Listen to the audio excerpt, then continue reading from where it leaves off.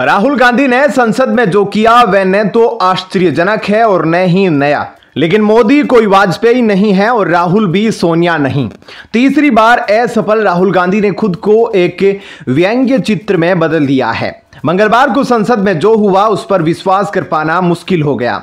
जब प्रधानमंत्री नरेंद्र मोदी लोकसभा में राष्ट्रपति के अभिभाषण पर धन्यवाद प्रस्ताव का जवाब दे रहे थे तो नेता प्रतिपक्ष राहुल गांधी इस दौरान विपक्ष के नेताओं को उकसा रहे थे। प्रधानमंत्री मोदी जब लोकसभा में अपना संबोधन दे रहे थे उसी वक्त विपक्ष की ओर से सदन में जमकर हंगामा किया जा रहा था और पीएम मोदी और उनकी सरकार के खिलाफ जमकर नारेबाजी की जा रही थी। राहुल गांधी के उकसाने के बाद विपक्षी सांसदों ने वेल में आकर नारेबाजी शुरू कर दी और वे प्रधानमंत्री मोदी के भाषण के दौरान बाधा डालने की कोशिश करते नजर आए। अब भाजपा की तरफ से 2012 का भी एक वीडियो जारी किया गया है और साथ ही राहुल गांधी का भी वीडियो जारी कर यह लिखा गया है कि मां सोनिया गांधी की तरह ही राहुल ने भी संसद की कार्यवाही को बाधित करने की कोशिश की। वीडियो में दिख रहा है कि राहुल गांधी विपक्षी सांसदों को इशारा कर रहे हैं कि वे जोर से नारेबाजी करे। वह वेल में आए वह तब हो रहा था जब प्रधानमंत्री मोदी सदन में अपनी बात रख रहे थे। भाजपा की तरफ से जारी इस वीडियो में बताया गया कि राहुल गांधी ने मंगलवार को जो किया वह न तो आश्चर्यजनक है और न ही नया। राहुल गांधी की मां सोनिया गांधी ने भी पूर्व प्रधानमंत्री अटल बिहारी वाजपेयी की सरकार को घेरने के लिए ऐसा ही किया था और वे सदन में यह ऐसा व्यवहार कई बार करती थी। लोकसभा अध्यक्ष ओम बिरला ने भी राहुल गांधी की इस हरकत के लिए उन्हें फटकार लगाई थी और उन पर सदन के वेल में जाकर विरोध करने के लिए विपक्षी सदस्यों को उकसाने का आरोप लगाया था। बिरला ने तब राहुल गांधी का नाम लेकर कहा था कि विपक्ष के नेता के रूप में यह आपको शोभा नहीं देता। मैंने आपको सदस्यों को वेल में जाने के लिए कहते हुए देखा है। यह व्यवहार कहीं से भी उचित नहीं है। वहीं आपको बता दें कि लोकसभा में नेता प्रतिपक्ष राहुल गांधी के 1 जुलाई को दिए गए भाषण के कई हिस्सों को रिकॉर्ड से हटा दिया गया। इसके लिए स्पीकर ओम बिरला ने सदन संचालन के नियम 380 का हवाला दिया था। अब इसी बात पर राहुल समेत कांग्रेस नाराजगी जता रही है। उनका कहना है कि स्पीच के जिन हिस्सों को हटाया गया उसमें से किसी भी तरह की असंसदीय बात या शब्द नहीं। नेता विपक्ष समेत उनकी पार्टी हटाए हुए हिस्सों को दोबारा रिकॉर्ड में लाने की मांग कर रही है। आपका इस खबर को लेकर क्या कुछ कहना है कमेंट सेक्शन में अपनी राय जरूर बताएं। धन्यवाद। जय हिंद। दिवंगत भाजपा नेत्री सुषमा स्वराज की बेटी और दिल्ली से सांसद बांसुरी स्वराज को केंद्रीय गृह मंत्रालय ने बड़ी जिम्मेदारी सौंपी है। गृह मंत्रालय ने बांसुरी स्वराज को नई दिल्ली नगर पालिका परिषद NDMC का सदस्य नियुक्त किया है। इसको लेकर गृह मंत्रालय ने अधिसूचना जारी किया है। मंत्रालय ने बीते 3 जुलाई को अधिसूचना जारी की थी। इसके बाद बांसुरी स्वराज ने बुधवार को ही NDMC के चेयरमैन पद की शपथ भी ले ली है। उन्होंने अपने सोशल मीडिया हैंडल X पर पोस्ट कर इसकी जानकारी दी। बांसुरी स्वराज ने 2024 के लोकसभा चुनाव में नई दिल्ली सीट से आम आदमी पार्टी के सोमनाथ भारती के खिलाफ चुनाव लड़ा था। लोकसभा चुनाव 2024 में सांसद निर्वाचित होने के बाद से ही बांसुरी स्वराज काफी चर्चा में हैं। उनमें उनकी मां की झलक देखी जा सकती है। लोकसभा परिसर में दिए गए उनके बयानों में भी ये साफ नजर आ रहा है। उन्होंने संसद सदस्यता की शपथ भी ठीक उसी तरह ली जैसे उनकी मां ने 2014 में लिया था। दिवंगत विदेश मंत्री सुषमा स्वराज की बेटी बांसुरी स्वराज ने मां के इतिहास को दोहराते हुए अपनी शपथ संस्कृत में पढ़ी थी। उन्होंने मीनाक्षी लेखी का स्थान लिया है जो पहले 1 दशक से इस पद पर थीं, लेकिन आगामी चुनाव के लिए भाजपा की उम्मीदवार की सूची में उनका नाम शामिल नहीं था। NDMC का एक सदस्य नई दिल्ली नगर पालिका क्षेत्र के शासन और प्रशासन में महत्वपूर्ण भूमिका निभाता है। बता दें कि NDMC के सदस्य सुनिश्चित करते हैं कि लोगों को सेवाएं कुशलता पूर्वक प्रदान की जाए। दिल्ली शराब घोटाला से जुड़े मामले में फंसे मुख्यमंत्री अरविंद केजरीवाल की मुश्किलें कम होने का नाम नहीं ले रही है। सीएम केजरीवाल ने नियमित जमानत लेने के लिए दिल्ली हाईकोर्ट में याचिका दायर की। सीएम अरविंद केजरीवाल ने हाईकोर्ट से रोते गिड़गिड़ाते हुए एक आग्रह किया जिसे 2 जजों वाली पीठ ने ठुकरा दिया। एक्टिंग चीफ जस्टिस मनमोहन की अध्यक्षता वाली बेंच ने कहा कि पहले वे दस्तावेजों को देखेगी, उसके बाद मामले पर सुनवाई करेगी। दरअसल सीएम केजरीवाल ने हाईकोर्ट से अपनी रेगुलर बेल पिटीशन पर तत्काल सुनवाई का अनुरोध किया था जिसे अदालत ने ठुकरा दिया।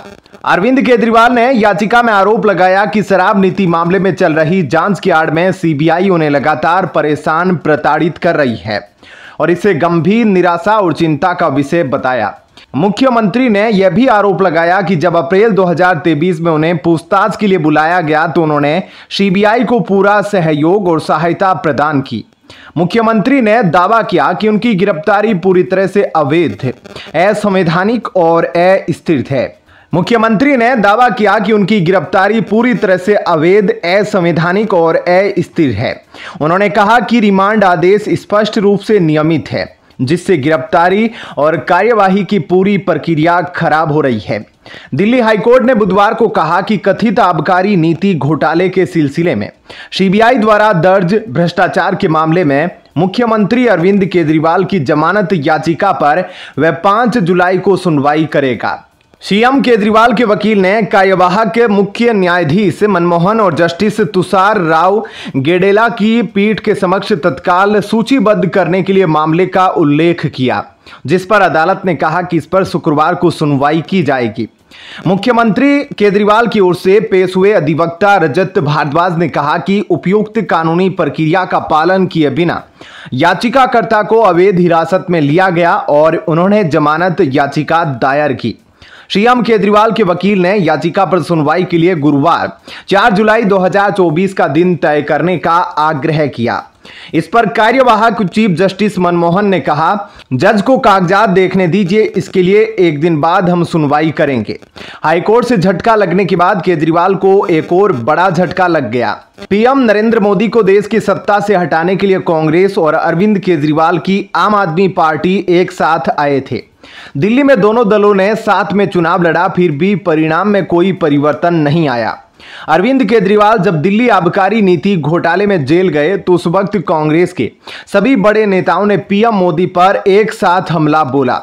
उस वक्त तक तो ऐसा लग रहा था कि अब दोनों दलों में सहमति बन गई है, जो आने वाले विधानसभा चुनाव तक जरूर चलेगी। लेकिन इसी बीच खबर आ रही है कि कांग्रेस ने दिल्ली और हरियाणा में होने वाले विधानसभा चुनाव के लिए आम आदमी पार्टी के साथ गठबंधन करने से इनकार कर दिया है।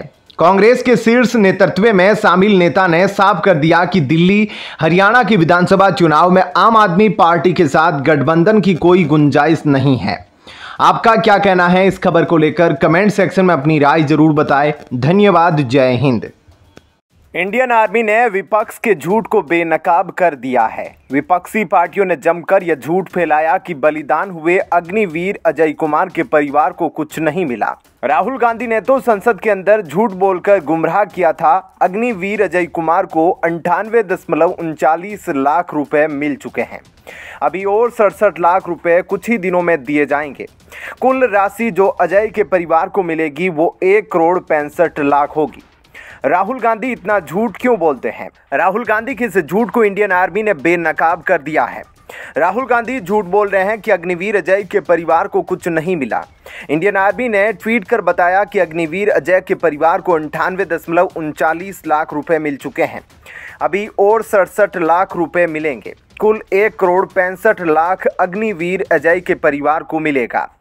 संसद के विशेष सत्र में अग्निवीर पर सियासत गरमाई रही। राहुल गांधी ने दावा किया था कि पंजाब के अग्निवीर अजय कुमार की मृत्यु पर उनके परिवार को आर्थिक मदद नहीं दी गई, जबकि रक्षा मंत्री राजनाथ सिंह ने कहा था कि अजय कुमार के परिवार को आर्थिक मदद के तौर पर राशि दी गई थी। अब भारतीय सेना ने अग्निवीर अजय कुमार को मिलने वाली आर्थिक सहायता पर बयान जारी किया है। भारतीय सेना ने उन रिपोर्ट्स को खारिज कर दिया जिसमें दावा किया गया था कि अग्निवीर अजय कुमार के परिवार को कोई मुआवजा नहीं दिया गया। ऐसा ही दावा राहुल गांधी ने भी किया था। उन्होंने कहा था कि रक्षा मंत्री राजनाथ सिंह ने झूठ कहा है कि अग्निवीर अजय कुमार के परिवार को मुआवजा दिया गया है। सेना ने एक्स पर एक पोस्ट में लिखा कि कुछ सोशल मीडिया पोस्ट में दावा किया गया है कि ड्यूटी के दौरान अपनी जान गंवाने वाले अग्निवीर अजय कुमार के परिजनों को मुआवजा नहीं दिया गया। ऐसे दावे बिल्कुल निराधार हैं। भारतीय सेना अग्निवीर अजय कुमार के सर्वोच्च बलिदान को सलामी करती है। उनका पूरा सैन्य सम्मान के साथ अंतिम संस्कार किया गया। अग्निवीर अजय के परिवार को कुल देय राशि में से 98.39 लाख रुपए का भुगतान पहले ही किया जा चुका है। साथ ही सेना की ओर से कहा गया कि इसके अलावा उनके परिवार को 67 लाख रुपए की राशि और दी जाएगी। इसके बाद कुल राशि करीब 1.65 करोड़ रुपए हो जाएगी। लोकसभा में नेता प्रतिपक्ष राहुल गांधी ने एनडीए सरकार के रक्षा मंत्री राजनाथ सिंह पर संसद में झूठ बोलने का आरोप लगाया। उन्होंने सोशल मीडिया प्लेटफॉर्म एक्स पर वीडियो शेयर करते हुए ये बातें कही है और राजनाथ सिंह से माफी मांगने की मांग की है। राहुल गांधी ने कहा, संसद में मैंने कहा था कि सत्य की रक्षा हर धर्म का आधार है। जवाब में राजनाथ सिंह ने शिवजी की फोटो के सामने पूरे हिंदुस्तान को, देश की सेना को और अग्निवीरों को कंपनसेशन के बारे में झूठ बोला। मैंने अपने भाषण में कहा था कि मेरी बात भी मत सुनिए, उनकी बात भी मत सुनिए, अग्निवीर के परिवारों की बात सुनिए। उन्होंने कहा कि शहीद अजय सिंह के पिता ने मेरे और रक्षा मंत्री के भाषण सुनने के बाद कहा कि राजनाथ सिंह ने सदन में जो कहा उसके अनुसार हमें कोई पैसा नहीं मिला और न ही कोई मैसेज आया। राहुल गांधी ने आगे कहा कि रक्षा मंत्री ने संसद में शहीद अजय सिंह के परिवार से, सेना से और देश के युवाओं से झूठ बोला है। रक्षा मंत्री को इन सब से माफी मांगनी चाहिए। खैर, आपका इस खबर को लेकर क्या कहना है, कमेंट सेक्शन में अपनी राय जरूर बताएं। धन्यवाद। जय हिंद। अब लोकसभा में कोई भी सांसद शपथ लेने के ठीक पहले या बाद में कुछ और न तो बोल सकेगा और न ही नारा लगा सकेगा। शपथ के दौरान उससे अलग कुछ और कहने पर रोक लगाने के लिए लोकसभा अध्यक्ष ओम बिरला ने सदन के कामकाज से संबंधित कुछ मामलों के लिए अध्यक्ष के निर्देशों में एक नया खंड जोड़ा है। लोकसभा में प्रक्रिया और कार्य संचालन के निर्धारित नियमों में से 389 नियम में अध्यक्ष ने संशोधन किया है। नए नियमों में कहा गया है कि संसद के सदस्य भारत के संविधान की 3री अनुसूची में निर्धारित शपथ प्रारूप के अनुसार ही शपथ लेगा या प्रतिज्ञान करेगा और उस पर हस्ताक्षर करेगा। नए नियम में आगे लिखा गया है कि इसके अलावा वह शपथ लेते समय अपनी तरफ से किसी भी शब्द या अभिव्यक्ति का उपयोग नहीं करेगा या कोई टिप्पणी नहीं करेगा। यानी अब जो भी सांसद लोकसभा में पद की शपथ लेगा वो सिर्फ शपथ वाला हिस्सा ही पढ़ेगा और फिर रजिस्टर में दस्तखत कर अपने स्थान पर जाकर बैठेगा। दरअसल इस बार लोकसभा में जब सांसदों का शपथ ग्रहण हो रहा था तब विपक्षी सांसदों ने शपथ लेने के बाद जय संविधान कहा था। वहीं AIMIM के असदुद्दीन ओवैसी ने तो जय फिलिस्तीन कह दिया था। ओवैसी के जय फिलिस्तीन कहने के बाद गाजियाबाद के बीजेपी सांसद अतुल गर्ग ने शपथ लेने के बाद डॉक्टर हेडगेवार जिंदाबाद, अटल बिहारी वाजपेयी जिंदाबाद और नरेंद्र मोदी जिंदाबाद का नारा लगाया था। वहीं बरेली के बीजेपी सांसद छत्रपाल गंगवार ने शपथ लेने के बाद जय हिंदू राष्ट्र का नारा लगाया था। इन नारों के मसले पर लोकसभा में काफी हंगामा भी मचा था। वहीं कांग्रेस सांसद शशि थरूर ने शपथ लेने के बाद जब जय संविधान कहा तो लोकसभा अध्यक्ष ओम बिरला ने इस पर टिप्पणी की थी। जब संविधान के नाम पर शपथ ले रहे थे तो बाद में जय संविधान कहने का क्या अर्थ है, इस पर भी बयानबाजी हुई थी। वहीं लोकसभा अध्यक्ष ओम बिरला ने कहा कि 18वीं लोकसभा के पहले सत्र में 103% कामकाज हुआ। बिरला ने बताया कि सत्र के दौरान कुल 7 बैठकें हुई और सदन करीब 34 घंटे तक चला। सत्र के दौरान 539 नवनिर्वाचित सदस्यों ने शपथ ली। उसके अलावा पहले सत्र में ओम बिरला का दोबारा स्पीकर के रूप में चुनाव हुआ और राष्ट्रपति का अभिभाषण भी हुआ। मंगलवार को लोकसभा को अनिश्चितकाल के लिए स्थगित कर दिया गया।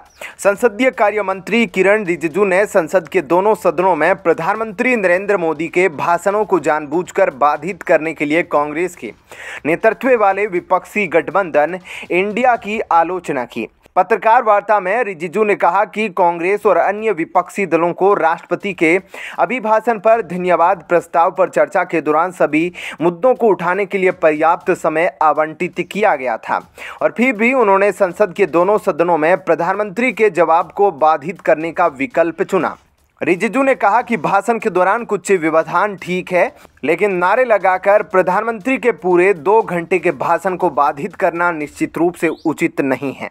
ऐसा कभी नहीं हुआ। मंत्री ने कहा कि सरकार संसद की कार्यवाही को बाधित करने की कांग्रेस की रणनीति को कभी सफल नहीं होने देगी। ऐसे में क्या कहना है आपका? कमेंट सेक्शन में अपनी राय जरूर बताएं। धन्यवाद। जय हिंद। भारत के संविधान की और सांसदों और मंत्रियों द्वारा लिए गए शपथ का मजाक उड़ाता यह कांग्रेस सांसद इमरान मसूद का सगा भतीजा और उसकी पत्नी है। पश्चिमी उत्तर प्रदेश के लोगों ने इसलिए इमरान मसूद को वोट दिया था ताकि यह हमारे संविधान का मजाक उड़ा सके। यूपी के सहारनपुर से कांग्रेस सांसद इमरान मसूद के भतीजे हमजा मसूद का एक वीडियो सोशल मीडिया पर काफी तेजी से वायरल हो रहा है। इसमें वो हाथ में संविधान की प्रति लेकर शपथ लेते नजर आ रहा है। हंसते हुए शपथ ले रहे हमजा को ये कहते हुए सुना जा सकता है, मैं कुछ कुछ करके अक्षुण्ण रहूंगा, मैं वचन लेता हूँ और मेरा वचन ही शासन। इस दौरान देखा जा सकता है कि एक महिला इस वीडियो को रिकॉर्ड कर रही है। उनके इस वीडियो को शेयर करते हुए लोग उत्तर प्रदेश सरकार से कड़ा एक्शन लेने की मांग कर रहे हैं। अब देखते हैं कि योगी सरकार इस पर क्या एक्शन लेती है। बुधवार शाम सोशल मीडिया पर यह वीडियो वायरल हुआ जिसमें सांसद इमरान के भतीजे हमजा अपने घर में एक हाथ में संविधान लिए हुए हैं और लोकसभा की शपथ का मजाक बनाते दिखाई दे रहे हैं। इस वीडियो को लेकर हमजा और इमरान मसूद को ट्रोल किया जा रहा है। इस संबंध में इमरान मसूद और हमजा से बातचीत करने का प्रयास भी किया गया, लेकिन उनसे संपर्क नहीं हो पा रहा है।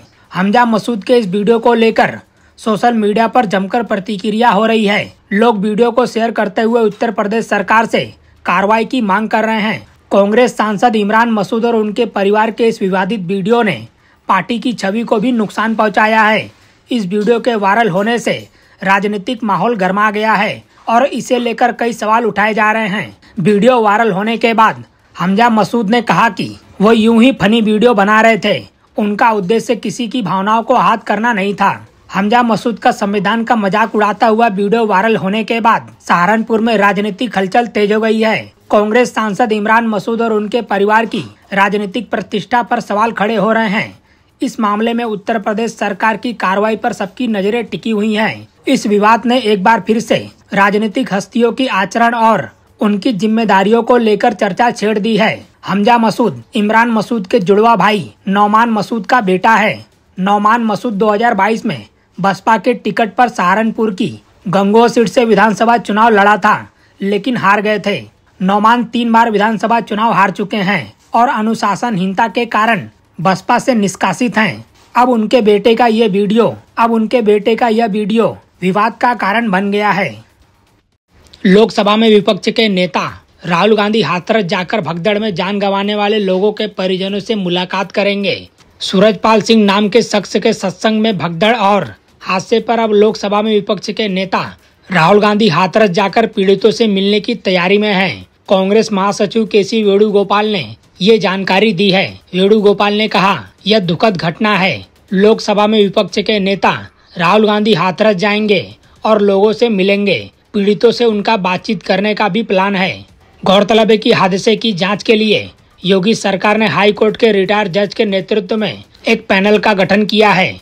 खुद योगी आदित्यनाथ बुधवार को हाथरस पहुंचे थे और अस्पतालों में जाकर घायलों से भी मुलाकात की थी। मुख्यमंत्री योगी आदित्यनाथ ने कहा था कि इस मामले में हम साजिश के एंगल की भी जांच कर रहे हैं। मुख्यमंत्री योगी आदित्यनाथ ने कहा, हादसे की वजह का पता लगाने के लिए जांच अभी जारी है और किसी भी आरोपी को बख्शा नहीं जाएगा। पुलिस ने भी कार्यक्रम के आयोजकों के खिलाफ FIR दर्ज की है, जिसमें उन पर साक्ष्य छिपाने और शर्तों का उल्लंघन करने का आरोप लगा है, क्योंकि यह कार्यक्रम 80,000 की अनुमति क्षमता से अधिक 2,50,000 लोग एकत्रित हो गए थे। हादसा सत्संग में मची भगदड़ के मामले में पुलिस ने बाबा के 4 सेवादारों को गिरफ्तार भी कर लिया है। ढोंगी बाबा का इतिहास भी काफी विवादित रहा है। बाबा को 2000 में कथित तौर पर जादुई शक्तियां सिखाने के आरोप में भी गिरफ्तार किया गया था। आगरा की एक घटना को लेकर भी ये बाबा सुर्खियों में रहा था। उधर हादसे के बाद भोले बाबा ने अपने वकील के जरिए बयान जारी किया है। बयान जारी करते हुए कहा, हम मृतकों के परिजनों के प्रति अपनी संवेदना व्यक्त करते हैं। कार्यक्रम संपन्न होने के बाद मैं वहां से रवाना हो गया था। किसी असामाजिक तत्वों के लोगों ने यह भगदड़ मचाई है, जिसके खिलाफ मैं आगामी दिनों में कानूनी कार्रवाई करूंगा। फिलहाल राहुल गांधी कब और कैसे हाथरस जाएंगे, इस संबंध में किसी तरह की जानकारी अभी तक साझा नहीं की गई है। कांग्रेस महासचिव प्रियंका गांधी वाड्रा ने भी योगी सरकार पर निशाना साधा था। प्रियंका गांधी वाड्रा ने पूछा था कि हाथरस में जो दुखद घटना घटी उसका जिम्मेदार कौन है। कांग्रेस महासचिव प्रियंका गांधी वाड्रा ने अपने एक्स हैंडल पर ट्वीट कर कहा था कि अनुमति से 3 गुना ज्यादा की भीड़, मौके पर प्रशासन नहीं, भीड़ मैनेजमेंट का इंतजाम नहीं और भीषण गर्मी से बचने का कोई उपाय नहीं, कोई मेडिकल टीम नहीं, घटना के बाद एम्बुलेंस नहीं, मदद के लिए फोर्स नहीं, अस्पताल में डॉक्टर और सुविधाएं नहीं, लापरवाही की इतनी लंबी लिस्ट, लेकिन किसी की कोई जवाबदेही नहीं। प्रियंका वाड्रा ने पूछा, हाथरस में जो दुखद घटना घटी उसका जिम्मेदार कौन है।